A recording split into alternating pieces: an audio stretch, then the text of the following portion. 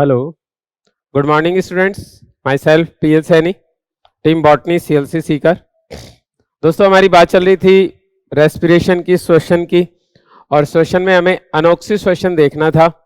Anoxy श्वसन में आपने कल बात कर ली थी एल्कोहलिक किण्वन की।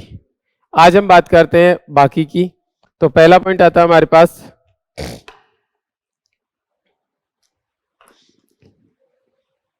लैक्टिक अम्ल किण्वन।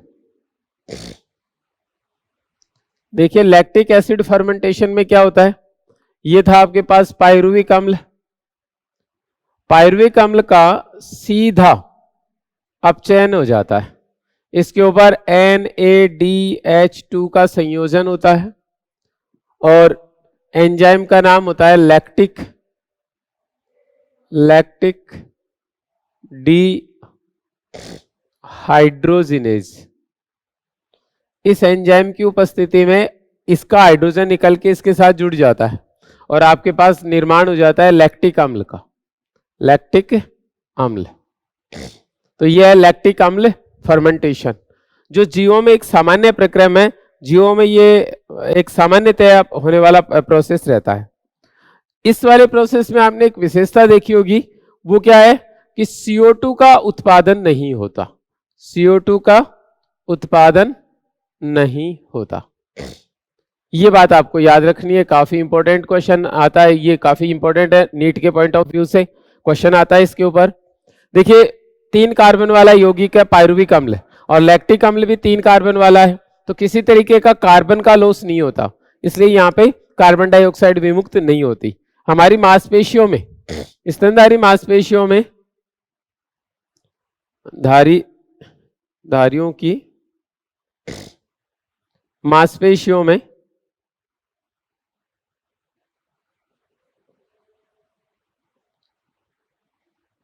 होने वाला एक सामान्य प्रक्रम है, एक सामान्य प्रक्रम है, ठीक है। इसीलिए हम लोग थक जाते हैं जब हम लगातार वर्क करते हैं। तो ऑक्सीजन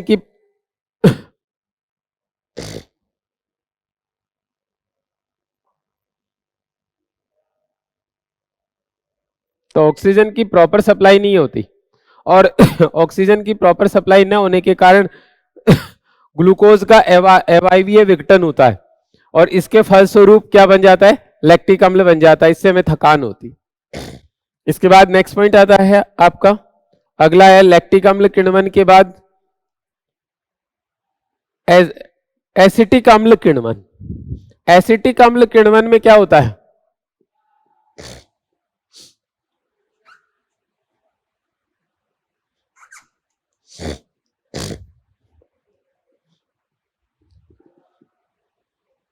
एसिटिक अम्ल किण्वन। देखिए, इसमें क्या रहता है, सबसे पहले आपके पास था पायरुविक अम्ल, यह है पायरुविक अम्ल। इस पायरुविक अम्ल का डीकार्बोक्सिलेज, पायरुविक डीकार्बोक्सिलेज की उपस्थिति में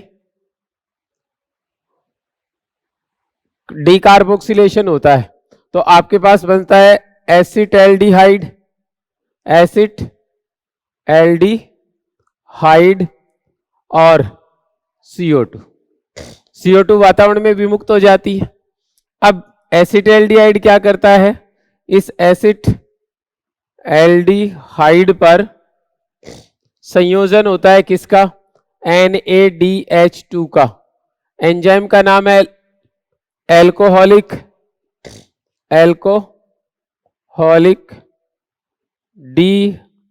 डिहाइड्रोजिनेज। इसकी उपस्थिति में हाइड्रोजन इसके साथ संयुक्त होगा और आपके पास बनेगा एथिल एल्कोहल। ये हमने कल पढ़ा था एल्कोहलिक फर्मेंटेशन में। एल्कोहलिक फर्मेंटेशन में यहां तक का प्रोसेस होता है, ये अवायवीय होता है। अब ये आपके पास है एथिल एल्कोहल। एथिल एल्कोहल जो है, ये एक जीवाणु है आपके पास, उसका नाम है एसिटोबैक्टर, एसिटोबैक्टर एसिटाई। इसकी उपस्थिति में ऑक्सीजन अपने साथ जोड़ता है और बना देता है एसिटिक अम्ल। तो याद रखना, एसिटिक अम्ल बनने का प्रक्रम जो है वो वायवीय होता है, क्योंकि एसिटोबैक्टर एसिटाई वायवीय जीवाणु है।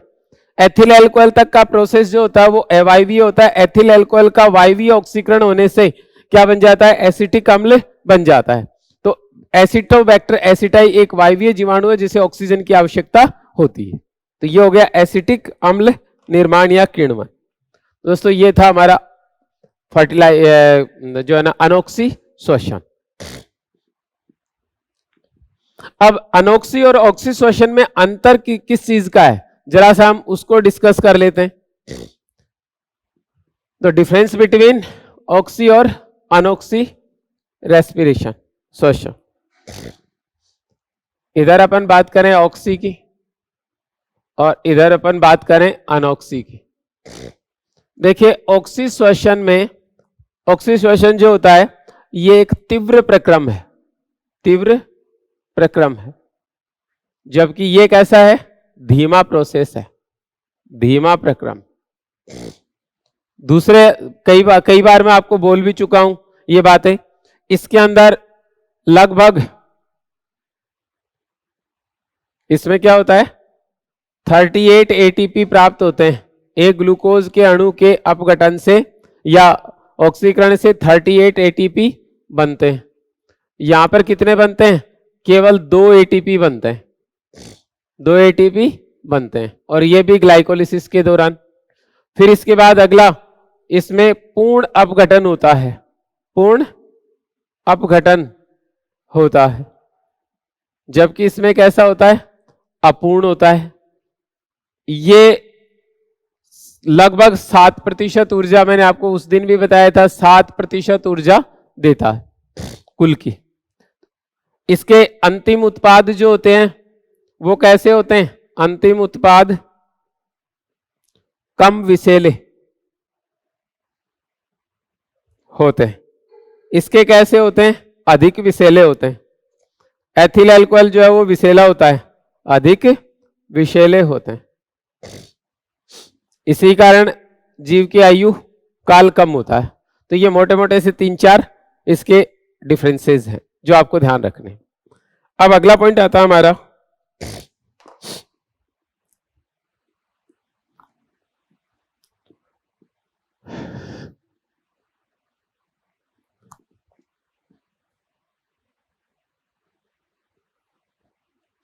एम्फीबोलिक पाथ। एम्फीबोलिक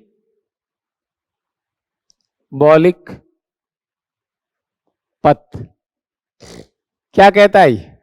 देखिए हमने शुरू में कहा था कि श्वसन एक कैटाबोलिक प्रोसेस है, लेकिन उसके जो डिफरेंट टाइप के स्टेप्स जो होते हैं ना, तो वो एम्फीबोलिक होते हैं। जैसे जो मतलब ना, ग्लूकोज का अपघटन होता है, ग्लूकोज टूटता है, ग्लूकोज का ब्रेकडाउन होता है, विखंडन होता है। ग्लूकोज के विखंडन से, ग्लूकोज का तो विखंडन हो रहा है इसलिए कैटाबोलिक रिएक्शन है, लेकिन जो मध्यवर्ती बनते हैं वो अन्य पदार्थों को बनाने में भी काम आते हैं। जैसा कि मैंने आपको क्रेब्स साइकिल में बताया था, सक्सिनाइल कोएंजाइम ए जो है वो क्लोरोफिल के निर्माण में काम आता है, लिग्निन के निर्माण में काम आता है। उसी तरीके से हमारे पास क्या आ जाता है? अल्फा कीटोग्लूटेरिक अम्ल, वो ग्लूटेमिक अम्ल में बदलकर प्रोटीन बनाने के काम आता है।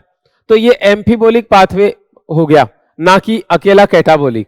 तो एम्फीबोलिक होता है, इसमें श्वसन में विभिन्न प्रकार के पदार्थों का जो है ना समावेश अलग अलग प्रकार से होता है। तो आपके पास एक छोटा सा लाइन डायग्राम है, उसके बाद अपन उसकी थ्योरी की बात करेंगे। आपके पास ये ग्लूकोज है, ग्लूकोज का यदि अपघटन होता है तो ये सबसे पहले क्या होता है? जो है ना DHAP और PgAl में बदलता है, सक्रिय होकर DHAP और PgAl में बदलता है।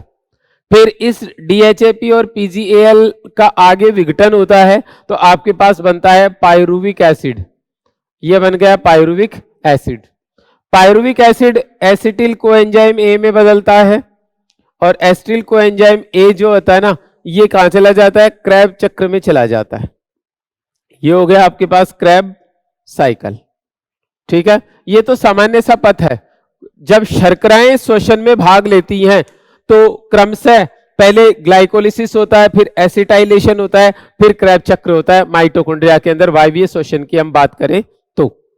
इसके बाद हमारे पास यदि प्रोटीन का पार्ट आ जाए तो प्रोटीन कहां से प्रवेश कर सकती है, तो ये आपके पास है प्रोटीन, और इस प्रोटीन के अपघटन से सबसे पहले इसका होगा डीएमिनेशन, डीएमिनेशन, और इस डीएमिनेशन से क्या हो जाएगा, NH2 समूह जो होता है ना, वो यहां से बाहर निकल जाएगा, और इससे क्या बनेगा, पायरुविक एसिड बनेगा। तो ये पायरुविक एसिड की सहायता से श्वसन में प्रवेश कर जाता है। फिर इधर आ जाओ, आपके पास है फैट, वसा। यदि वसा इसके अंदर प्रवेश करती है तो वसा का बीटा ऑक्सीकरण होता है, बीटा ऑक्सीडेशन होता है, और इस बीटा ऑक्सीडेशन के फलस्वरूप ये टूट जाती है दो पार्ट्स में।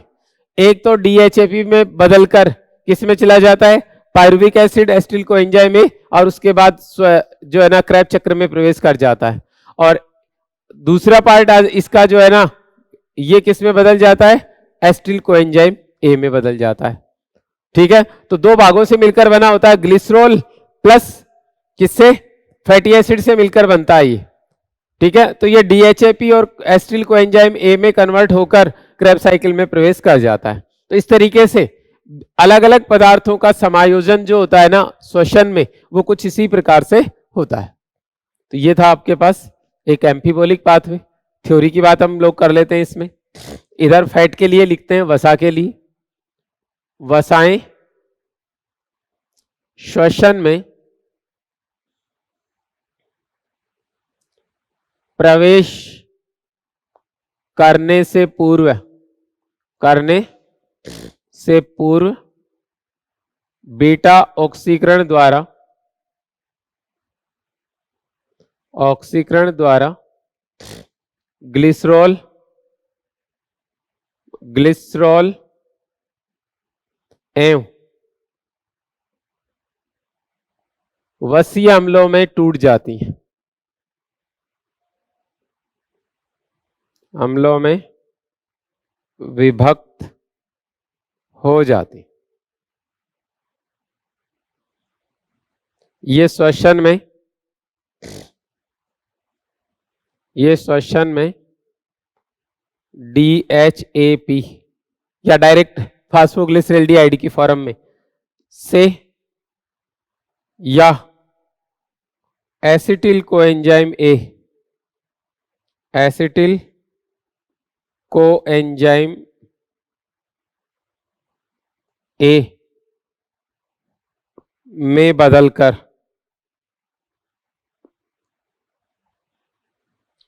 प्रवेश करती। ये तो हो गया आपके पास फैट के लिए। इधर आ जाओ प्रोटीन के लिए। प्रोटीन श्वसन में प्रवेश करने से पूर्व, करने से पूर्व विएमिनीकरण द्वारा सर्वप्रथम अपने एमिनो समूह का त्याग करती, एमिनो समूह का पृथक्करण करती। अब ये पायरुविक अम्ल में बदलकर, पायरुविक अम्ल में बदलकर श्वसन श्रृंखला में प्रवेश कर जाती। कुछ एमिनो अम्ल कुछ एमिनो अम्ल अल्फा कीटो ग्लूटेरिक, ये तो एक एग्जाम्पल हो गया। कुछ एमिनो अम्ल डी एमीनीकरण द्वारा, इसको वी लिख लो ना, हिंदी पूरी करें, वी एमीनीकरण द्वारा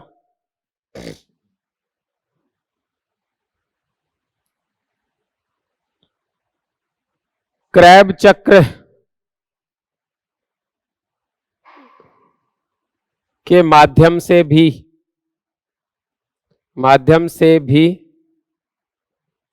श्वसन श्रृंखलाओं में प्रवेश कर सकते हैं, श्रृंखलाओं में प्रवेश कर सकते हैं।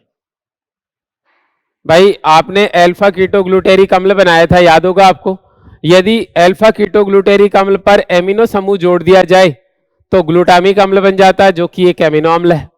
और यदि ग्लूटामिक अम्ल का हमने एमिनो समूह हटा दिया तो अल्फा कीटोग्लूटेरिक अम्ल बन जाएगा, श्वसन में प्रवेश कर जाएगा। तो यहां से हट भी सकता है और यहां से प्रोटीन प्रवेश भी कर सकती है। तो ये कार्यक्रम था हमारे पास अन्य श्वसनाधारों का श्वसन में प्रवेश। बात पूरी हो गई हमारी।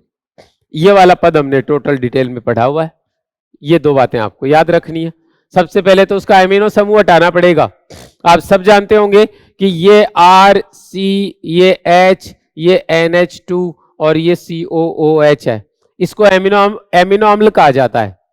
प्रोटीन सीधे सीधे श्वसन में प्रवेश नहीं कर सकती। उसका रीजन ये है कि वो बहुलक होती है, और बहुलक को जब तक आप एकलक में नहीं तोड़ोगे तब तक वो श्वसन में प्रवेश नहीं कर सकता।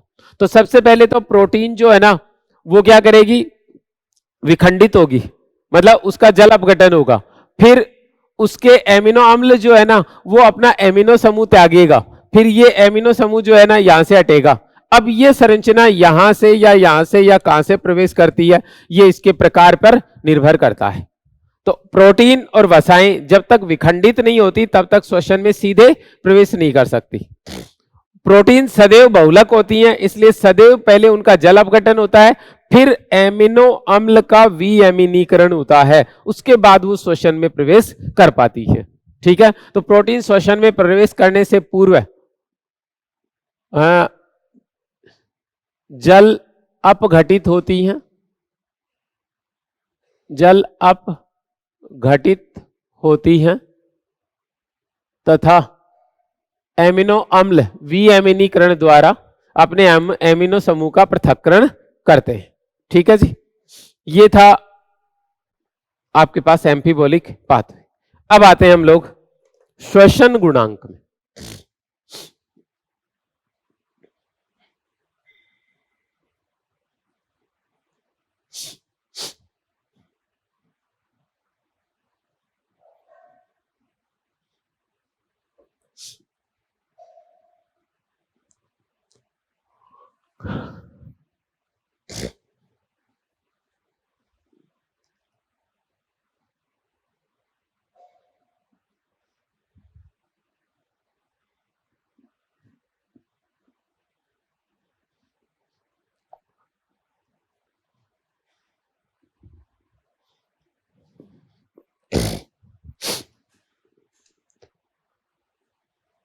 श्वसन गुणांक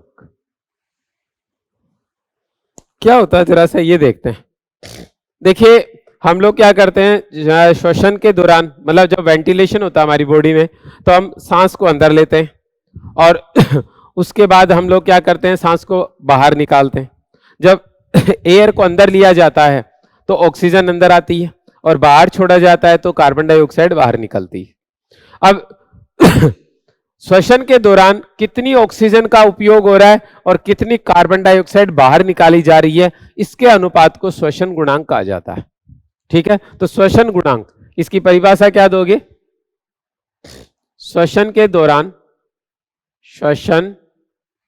दौरान मुक्त की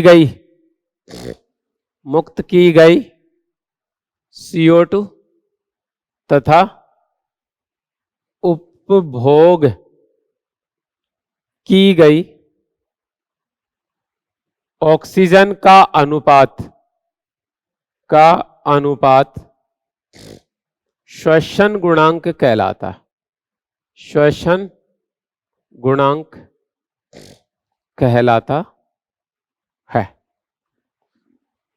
इसको अपन बोलते हैं RQ, रेस्पिरेटरी कोशंट। तो RQ बराबर मुक्त की गई CO2 अपॉन उपभोग की गई O2। तो आप इसको direct RQ equal to CO2 upon O2 भी लिख सकते हैं। ठीक है, यदि आप इसको O2 को ऊपर और CO2 को नीचे लिख देते हैं तो ये प्रकाश संश्लेषण गुणांक हो जाएगा। और श्वसन गुणांक में ऑक्सीजन मुक्त की गई को पहले लिखते हैं और काम में ली गई को बाद में लिखा जाता है। दोनों स्थितियों में प्रकाश संश्लेषण में O2 मुक्त होती है, CO2 ली जाती है, इसलिए प्रकाश संश्लेषण गुणांक होता है O2 अपॉन CO2 और श्वसन गुणांक होता है CO2 अपॉन O2। ये वाला पहला पॉइंट। इसका उपयोग क्या है? श्वसन गुणांक द्वारा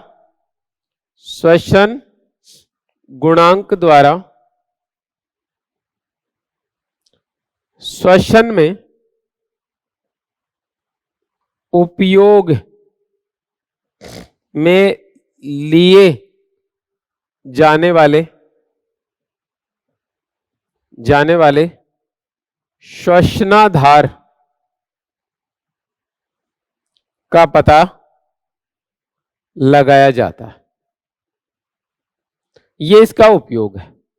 अब होता क्या, देखिए आप लोगों ने एक फार्मूला लिखा C6 equation, C6H12O6 plus 6O2 equal to 6CO2 plus 6H2O plus energy, यही तो लिखा ना।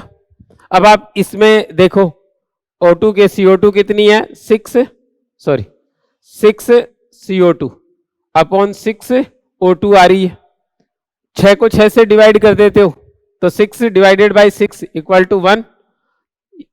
कार्बोहाइड्रेट जो है ना उसका RQ वैल्यू कितनी आ रही है, 1, तो कार्बोहाइड्रेट की RQ वैल्यू रहेगी 1। ये हो गया। यदि जितनी कार्बन डाइऑक्साइड छोड़ी जा रही है उतनी ऑक्सीजन ली जा रही है तो इसका मतलब कार्बोहाइड्रेट का उपयोग हो रहा है श्वसन में। ठीक है ना, वायु के आयतन में कोई कमी नहीं आ रही है, बराबर बराबर निकल रही है। 6 अणु CO2 के निकल रहे हैं, 6 अणु ऑक्सीजन के काम में लिए जा रहे हैं। इसका मतलब है आपके पास बड़ा सिंपल सा कि इस दौरान श्वसन के में और कार्बोहाइड्रेट का उपयोग हो रहा है।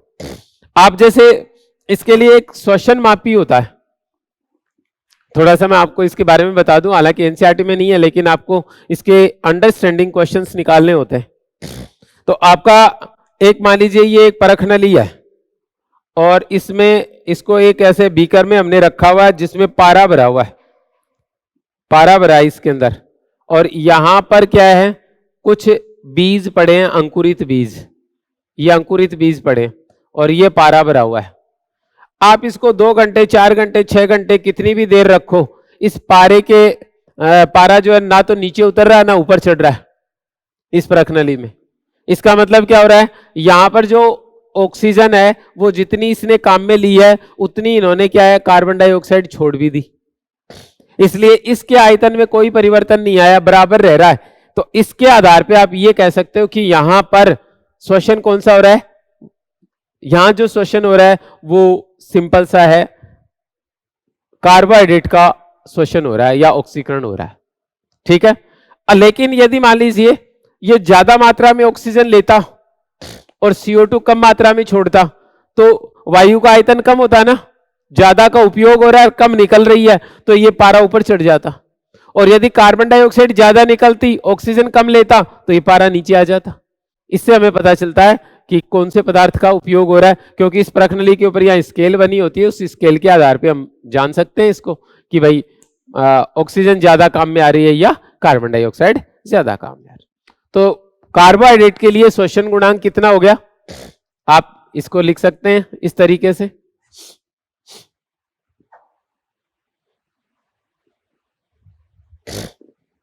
कार्बोहाइड्रेट के लिए फर्स्ट है कार्बोहाइड्रेट का शोषण गुणांक, तो वही आ जाएगा C6H12 O6 plus 6O2 equal to 6CO2 plus 6H2O plus energy, और आपके पास हो गया RQ equal to CO2 upon O2, तो यहाँ पे CO2 कितनी है 6 और RQ O2 कितनी है 6 डिवाइडेड बाई तो 1, तो RQ इज टू 1। ये लीजिएगा, ये कार्बोहाइड्रेट के लिए आपके पास हो गया। दूसरे नंबर पे हमारे पास आता है प्रोटीन। हाँ, तो बात थी हमारी नेक्स्ट किसकी, प्रोटीन की करते हैं।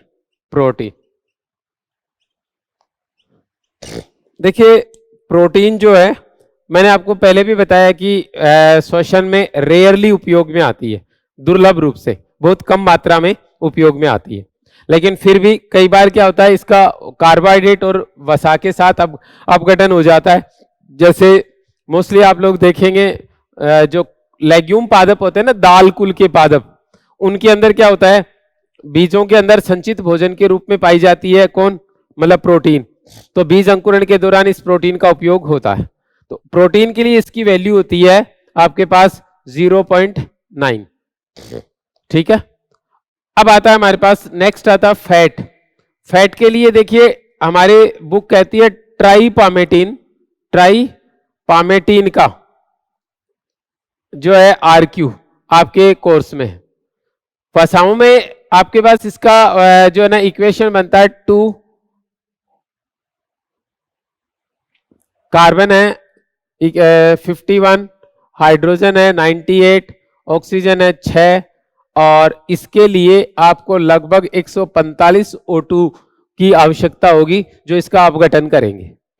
इसके फलस्वरूप आपको मिलेगा 102 अणु तो मिलेंगे कार्बन डाइऑक्साइड के, 98 अणु मिलेंगे जल के, और साथ साथ में ऊर्जा निकलेगी, ये ऊर्जा हो गई। तो इसका RQ निकालो आप, वसा का RQ निकालते हो तो RQ equal to CO2 upon O2, और यहाँ पे CO2 की वैल्यू तो कितनी है 102 और O2 की वैल्यू कितनी है 145, तो इसको इससे डिवाइड करते हो तो 0.7 के आसपास आता है, इसलिए वसा का RQ जो है वो 0.7 हो गया। ये 2 पॉइंट आपको याद रखने, ठीक। अब नेक्स्ट आता है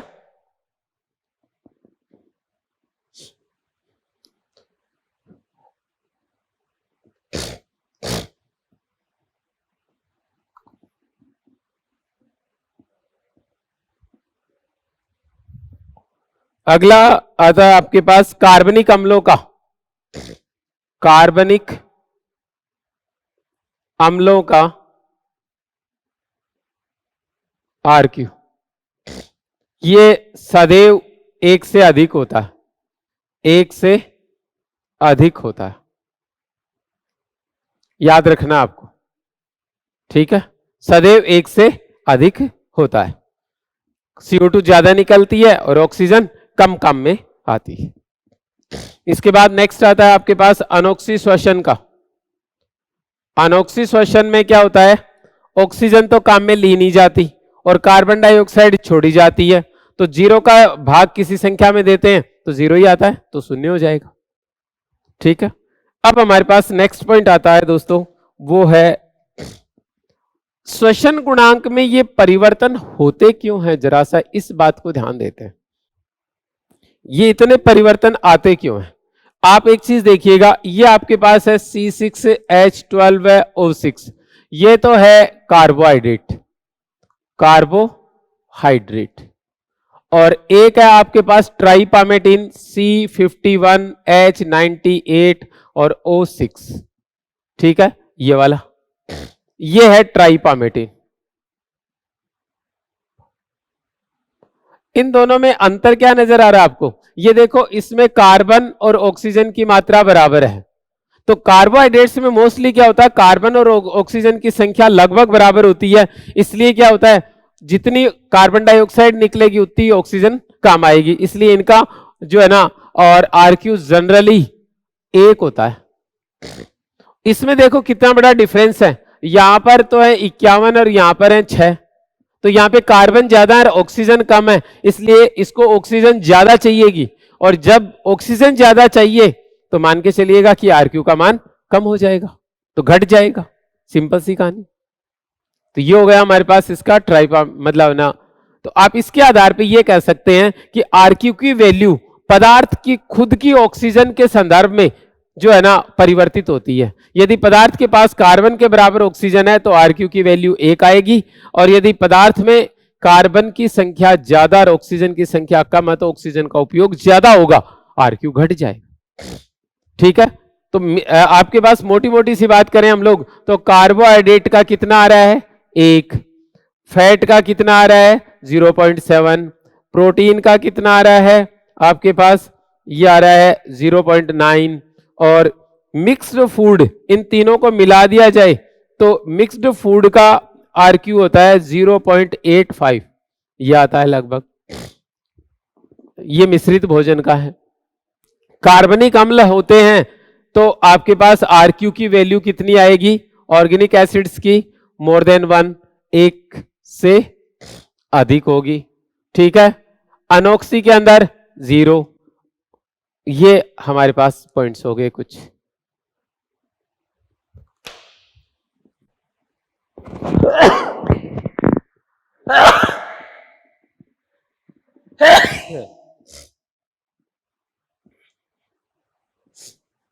अगला पॉइंट आता है हमारा, वो है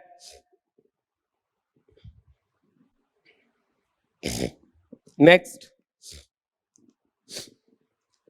श्वसन को प्रभावित करने वाले कारक।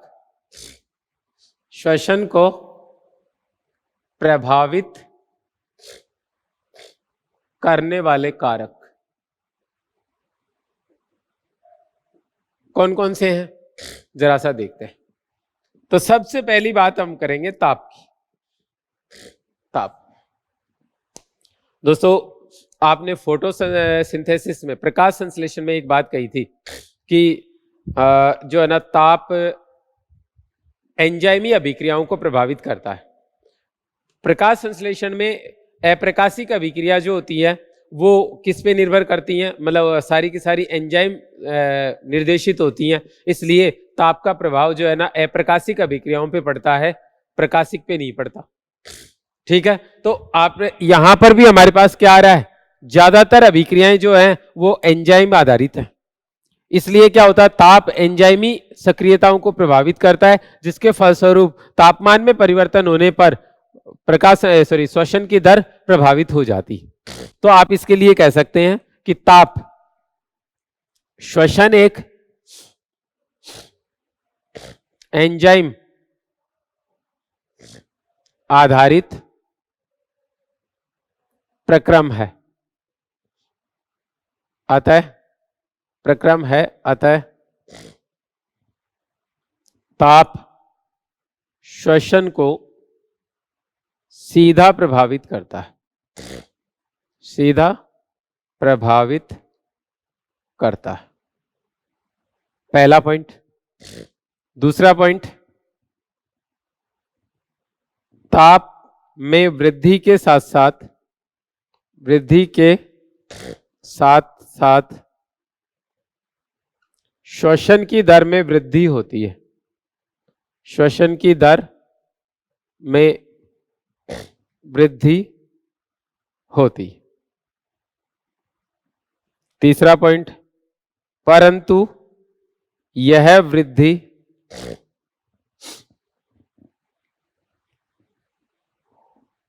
यह वृद्धि 35 डिग्री सेल्सियस के बाद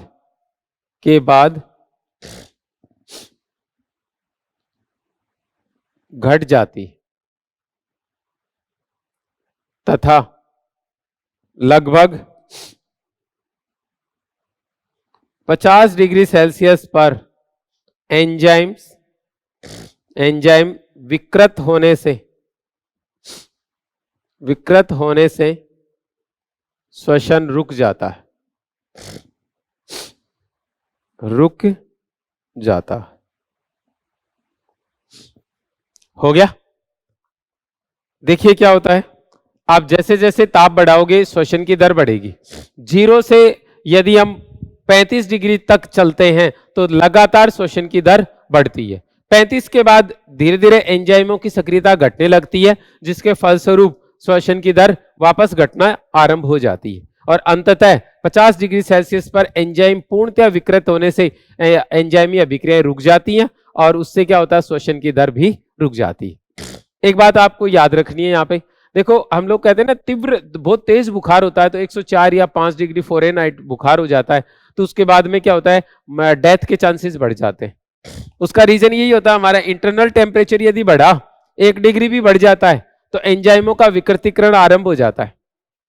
1 डिग्री सेल्सियस भी बढ़ जाए ना तो एंजाइम का विकृतीकरण आरंभ हो जाता है और उससे तेज बुखार में एंजाइम विकृत होने से कोशिकाओं की उपापचयी क्रियाएं बाधित होती है और उस व्यक्ति की डेथ हो सकती है तेज बुखार के कारण। ये रीजन होता है। इसी के बाद हमारे पास नेक्स्ट पॉइंट आता है कि सर्वाधिक श्वसन की दर 25 से 35 डिग्री सेल्सियस के बीच पाई जाती है। इससे कम या इससे ज्यादा तापमान पर एंजाइमी अभिक्रियाओं की दर घट जाती है। दोस्तों पहाड़ी क्षेत्रों में आलू जो होते हैं ना बड़े आकार के होते हैं, पहाड़ी क्षेत्रों के आलू बड़े आकार के होते हैं। उसका कारण क्या होता है, पहाड़ी क्षेत्रों में दिन में तापमान उच्च होता है तो वहां पे क्या होता है, प्रकाश संश्लेषण तो जो है ना अपनी फुल फ्लैश मतलब तीव्र गति से हो जाता है और रात को तापमान घट जाता है। तो क्या होगा, जो भोजन मतलब श्वसन 24 घंटे होने वाला प्रक्रम है और प्रकाश संश्लेषण केवल प्रकाश की उपस्थिति में पाया जाता है, तो दिन के समय में ताप उच्च होता है तो प्रकाश संश्लेषण तो अपनी क्षमता के साथ हो जाता है, खाद्य तो बन जाता है, परंतु रात्रि में तापमान कम होने से श्वसन घट जाता है, इसलिए संचित भोजन की मात्रा बढ़ जाती है। इसीलिए पहाड़ी क्षेत्रों के आलू बड़े आकार के होते हैं। ठीक है, अब एक नाम आता है आपके पास Q10 वैल्यू। Q10 इसको ताप गुणांक कहते हैं। Q का क्यूसेंट होता है, मतलब गुणांक हो गया। ये थर्मल कोफिशिएंट के नाम से जाना जाता है, ताप गुणांक होता है। ये क्या कहता है, प्रत्येक 10 डिग्री सेल्सियस पर श्वसन की दर पूर्व की दुगुनी हो जाती है। जैसे जो 10 डिग्री पर थी, यदि हम उस जीव को 20 पे रख दें तो उसकी श्वसन की दर डबल हो जाएगी और 20 से 30 पे रख दें तो 20 पे जो थी उसकी डबल हो जाएगी। पर ये इंक्रीमेंट आपको 35 डिग्री तक मिलेगा, उसके बाद ये घटना शुरू हो जाता है एंजाइम का विकृतीकरण होने से। तो इसलिए श्वसन की Q10 वैल्यू 2 से 3 गुना होती है, मतलब प्रत्येक 10 डिग्री सेल्सियस पर श्वसन की दर 2 से 3 गुना बढ़ जाती है, आप ये कह सकते हो। तो इसकी Q10 वैल्यू 2 से 3 गुना होती है। तो ये पहला पॉइंट था ताप। ताप जो है एंजाइमी सक्रियताओं के लिए आवश्यक होता है। जैसे जैसे ताप बढ़ाया जाए एंजाइम की सक्रियता बढ़ती है, ठीक है, और लेकिन ये बढ़ोतरी आपको 35 डिग्री सेल्सियस तक मिलती है। उसके बाद वापस एंजाइमों का विकृतीकरण होने से अभिक्रिया की दर गिर जाती है। ठीक है, ये हमारा पॉइंट हो गया। अब नेक्स्ट आता है ताप के बाद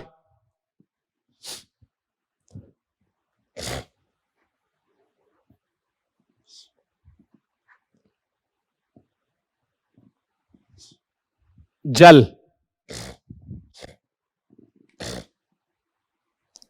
देखो दोस्तों, जल ये एंजाइमों की तनुता के लिए आवश्यक होता है। दरअसल एंजाइम एक निश्चित डाइल्यूशन पॉइंट तनु बिंदु पर कार्यशील होते हैं। शुष्क बीजों में जल की मात्रा 10 से 15% होती है। जो हम बीज काम में लेते हैं ना, जितने भी बीज अनाज वगैरह जो हमारे पास आते हैं, दालें वगैरह जो होती है, चना वगैरह जो होता है, उनके अंदर बीजों उसमें जल की मात्रा होती है 10 से 15%। और इस प्रक्रम पे उसकी अभिक्रियाएं बेहद धीमी गति से होती रहती है, धीरे धीरे चलती रहती है। ठीक है, लेकिन यदि हम लोग उनको पानी के अंदर रख देते हैं तो बीज फूल जाता है और जल ज्यादा मात्रा में इकट्ठा कर लेता है और उसके कारण उसकी एंजाइमी सक्रियता बढ़ जाती है। एंजाइमी सक्रियता बढ़ने से श्वसन की दर बढ़ जाती है। तो जल शुष्क बीजों में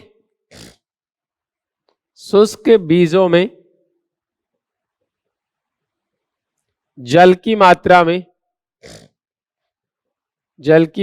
में वृद्धि करने पर श्वसन की दर बढ़ जाती है। बढ़ जाती। पहला पॉइंट। दूसरा, जल एंजाइमी एंजाइम की क्रिया क्षेत्र को बढ़ाकर एंजाइमी सक्रियता में वृद्धि कर देता है। सक्रियता में वृद्धि कर देता। ठीक है, ये था जल का रोल, बात पूरी हो गई। इसके बाद आता है हमारे पास ऑक्सीजन। नेक्स्ट,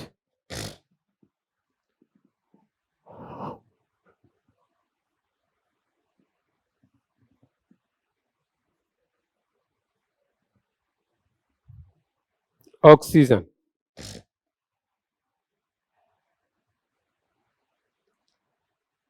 O2 की मात्रा में वृद्धि के साथ श्वसन की दर में वृद्धि होती है।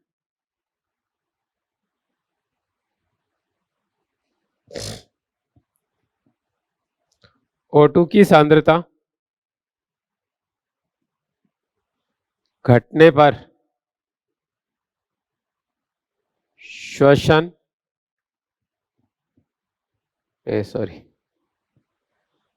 ऑक्सीश्वसन की दर घटती है, श्वसन की दर घटती। ऑक्सीजन की वह सांद्रता जिस पर वह न्यूनतम सांद्रता जिस पर वायवीय श्वसन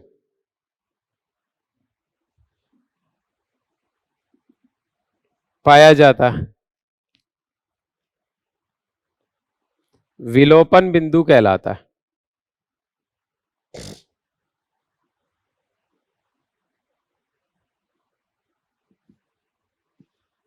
O2 की वह सांद्रता जिस पर वायवीय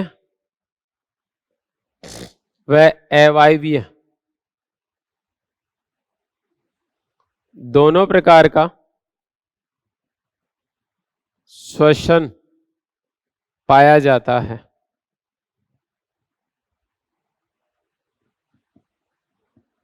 ट्रांजिशन बिंदु कहलाता है। ट्रांजिशन बिंदु कहलाता है।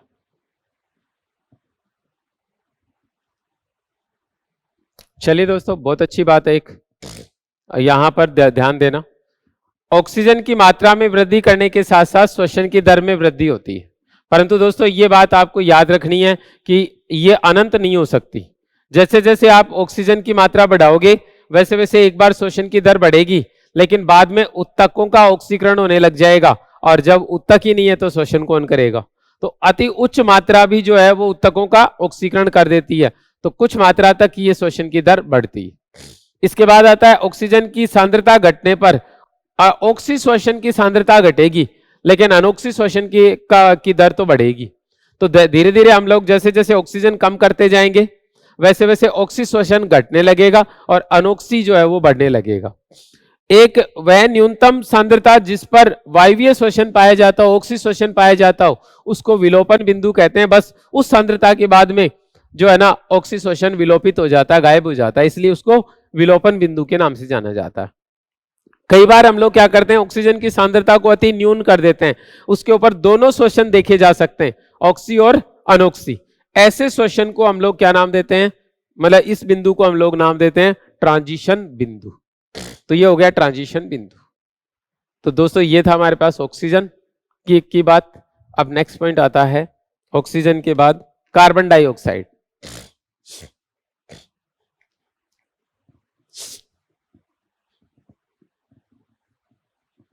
Carbon dioxide.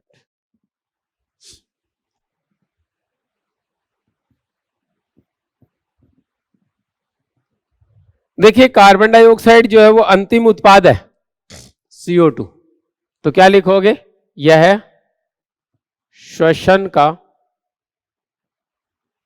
उप उत्पाद है। पहला पॉइंट। दूसरा, CO2 की सांद्रता में वृद्धि से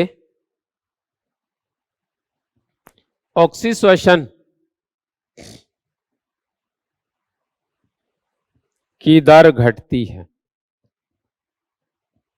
या श्वसन की दर ही कर दो ना, सीधा है, सिंपल सा, श्वसन की दर घटती है। ठीक है, इसके कई कारण हो सकते हैं। देखो नंबर एक, कार्बन डाइऑक्साइड की मात्रा बढ़ाओगे तो रंध्र बंद हो जाएंगे, गैसों का आदान प्रदान रुक जाएगा, तो श्वसन की दर अपने आप घट गई। दूसरी कंडीशन, ऑक्सीजन की उपलब्धता घट रही है, इसलिए ऑक्सीजन श्वसन जो है वो घट जाएगा। इसी कारण हम लोग पदार्थों को, श्वसन में क्या होता है, संचित पदार्थों का उपयोग होता है, इसीलिए हम लोग क्या करते हैं, फल व सब्जियों को गैस स्टोरेज में रखते हैं, स्टोरेज में रखा जाता है। इससे क्या होता है, रंध्र बंद हो जाते हैं तो जल आनी रुक जाती है, ताजा बने रहते हैं, और संचित भोजन का उपयोग नहीं होता, इसलिए वो क्या होता है, लंबे समय तक सुरक्षित रह जाते हैं, तो गैस स्टोरेज में रखा जाता है। ठीक है, इसके बाद नेक्स्ट आता है हमारे पास आयु। देखिए आयु के साथ साथ भी श्वसन की दर में फर्क पड़ता है, तो इसमें क्या लिखोगे आप लोग, तरुण अंगों में श्वसन दर वृद्ध अंगों की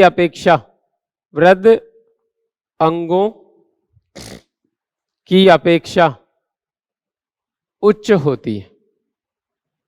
तो दोस्तों ये बात आपको याद रखनी है कि जो नई पत्तियां और जो नए संरचनाएं निकलती हैं उसमें श्वसन दर उच्च होती है, और पुरानी पत्तियों में श्वसन की दर निम्न होती है। आयु बढ़ने के साथ साथ श्वसन की दर में कमी आती है।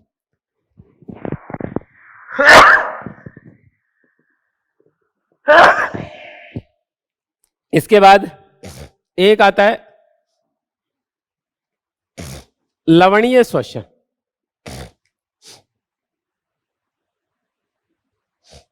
लवणीय श्वसन, लवणों की मात्रा बढ़ने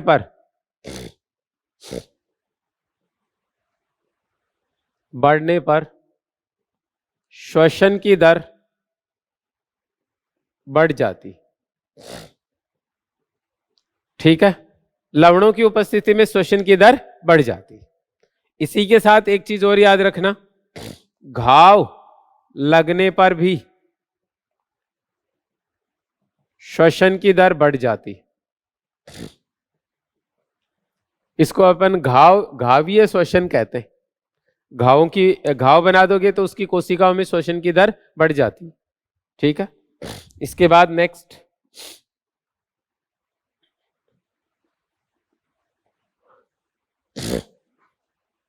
देखिए, कुछ फल ऐसे होते हैं जिनमें पकने पर श्वसन की दर में वृद्धि हो जाती है। तो एक नाम आता है क्लाइमेट्रिक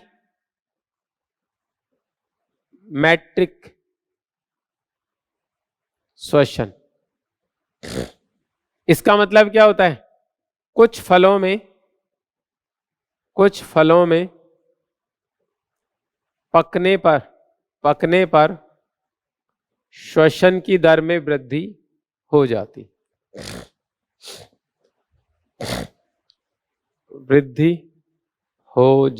है। जैसे केला जो होता है ना, उसमें जैसे जैसे पकता है वैसे वैसे श्वसन की दर बढ़ जाती है, इसीलिए पके हुए केलों को ज्यादा समय तक नहीं रोका जा सकता।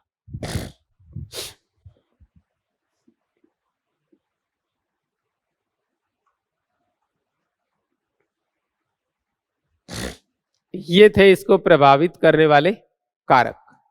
अब आती है हमारे पास एक पॉइंट, वो है इससे संबंधित प्रयोग। ठीक है, एक पॉइंट और भी आता है दोस्तों हमारा यहां पर, संतुलन बिंदु।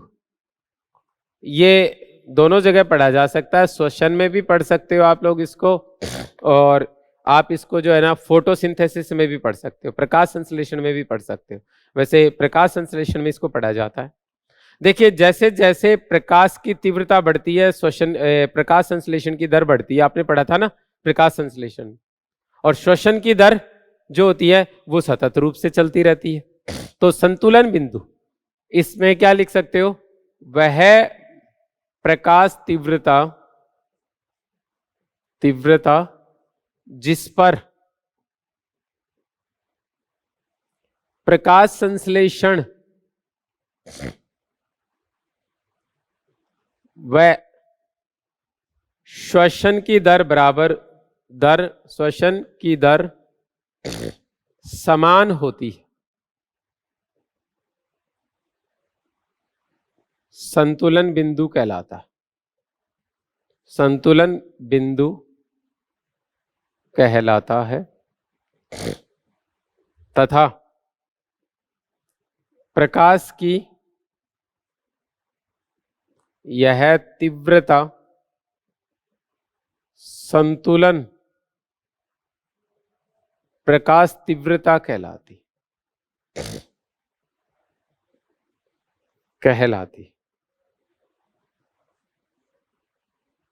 ठीक है,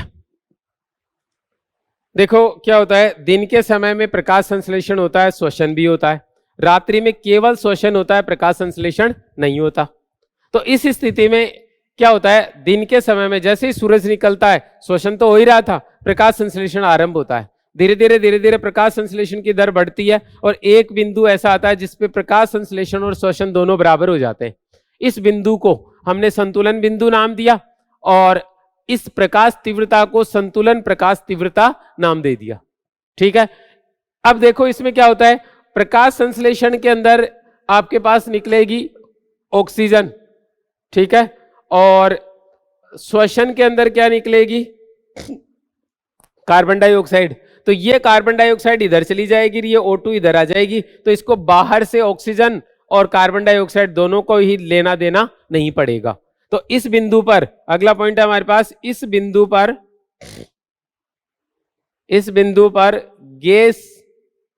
गैसों का आदान प्रदान, हिंदी में एक नाम और लिया जाता है, वात विनिमय, नहीं होता। तो वात विनिमय नहीं होगा इस पे। ठीक है, परंतु ये हानिकारक होता है, क्योंकि जितना भोजन बना उतना प्रकाश संश्लेषण में जितना भोजन बना उतना सारा श्वसन में चला गया, तो बचेगा क्या पादप के पास, और पादप के पास नहीं बचेगा तो नए उत्तक कैसे बनेंगे, पादप वृद्धि कैसे करेगा, पादप की डेथ हो जाएगी। तो इसलिए यहां पे एक पॉइंट और याद रखना आपको, इस बिंदु पर पादप को अधिक समय तक रखने पर इसकी मृत्यु हो जाती है।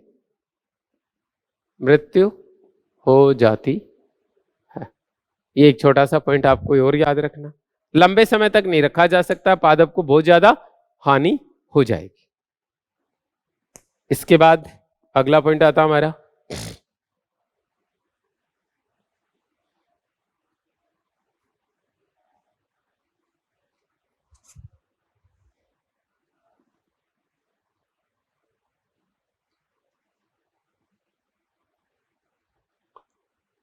देखिए इसके लिए प्रयोग जो है वो एक रेस्पायरोस्कोप का प्रयोग किया जाता है।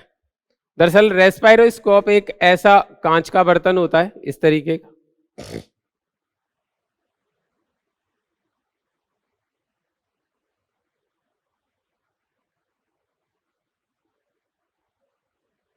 आपको 12th क्लास में प्रैक्टिकल में भी मिलेगा।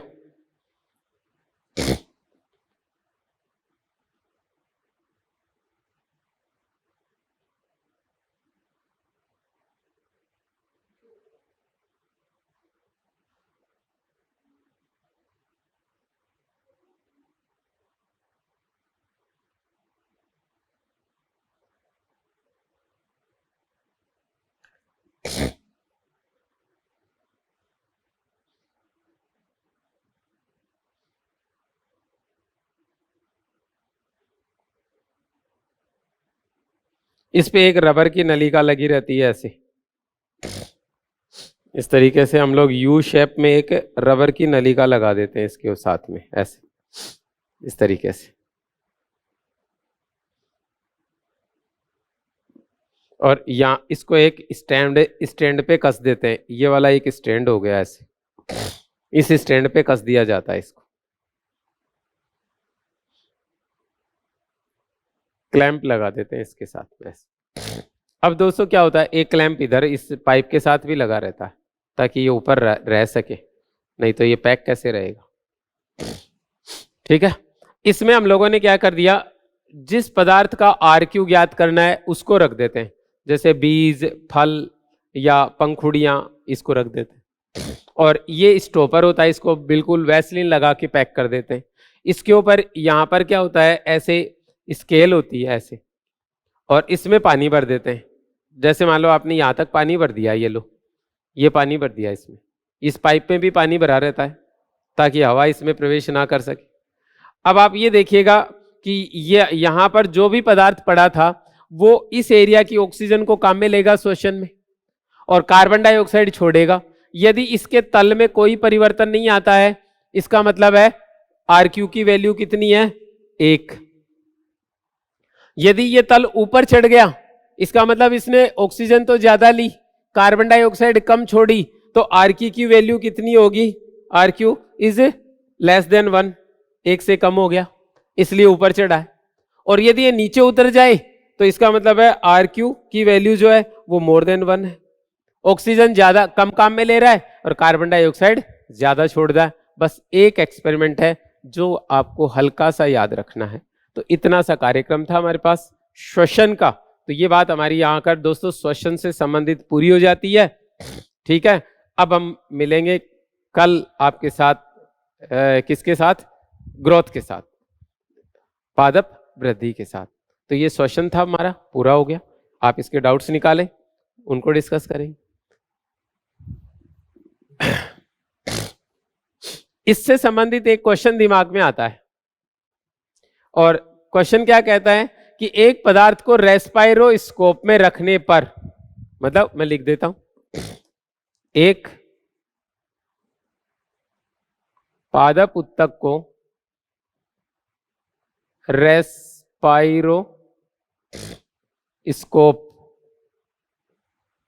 में रखने पर